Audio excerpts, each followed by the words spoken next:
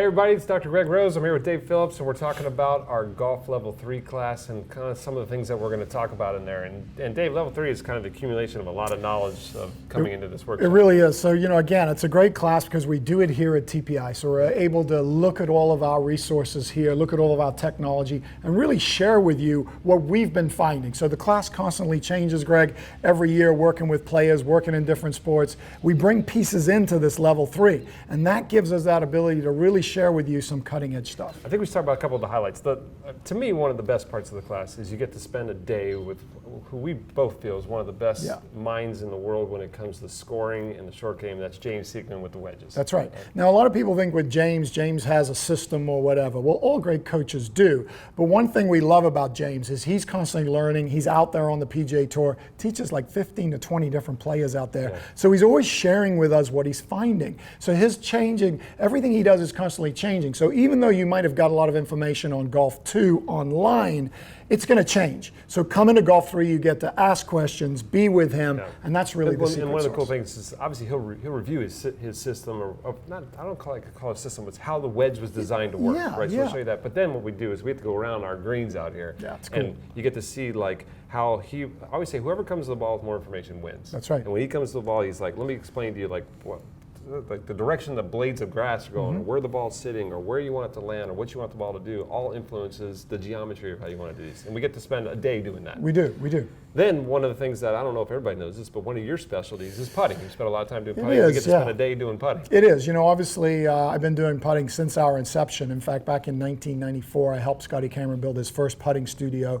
And we really started looking at high-speed video and the ball. And it's not just what we have already online. Basically what it is I'm looking at everything that's going on in the world of putting. There's lots of great teachers out there now. There's lots of experts looking at things. But really bringing down to the science of what really works and what really do you need to know to be able to give an amazing putting lesson and really help somebody with putting. Even the body. Exactly. Texas. Yeah. And then lastly, we used to have a golf biomechanics track. We did. Right, where we'd go heavy into the 3, because you know me, I love the 3D and stuff. Yeah.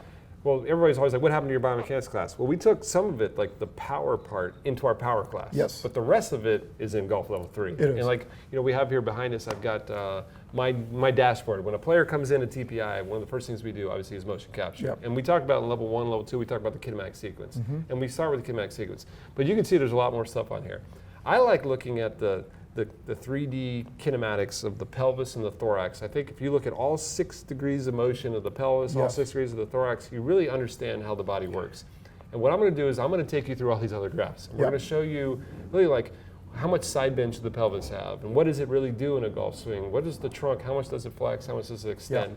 And we'll show you what tour players do and what your amateurs do, and almost like why it creates some of the Big 12. Yep. And then you're going to talk about what are some of our favorite drills to attack them. I am. We're going to go after that as well. And really why I love the biomechanics part is you don't have to be a biomechanist. But when you dig deeper, like for me as a golf instructor, I think the pelvis is invaluable to look at how someone's creating power or whether they're losing power, losing accuracy. So when you do your deep dive into the biomechanics, it gives me kind of another set of eyes on, wow, I didn't really think about that or how that moved. And now that just gives me more tools in my toolbox and helps me be a better coach. And then usually we finish the class with the last part of the body that it shouldn't be the last part of the body, it's just what we get to last, and that's the eyes. And we do some vision stuff, which is always kind of cool. You don't realize how much the vision and affects everything from posture to your ability to visualize shots. And so we go heavy in that with putting, but also distance control wedges. And what we've been finding with the really elite athletes is they do have superior vision. So if you're not testing vision and you're trying to read greens,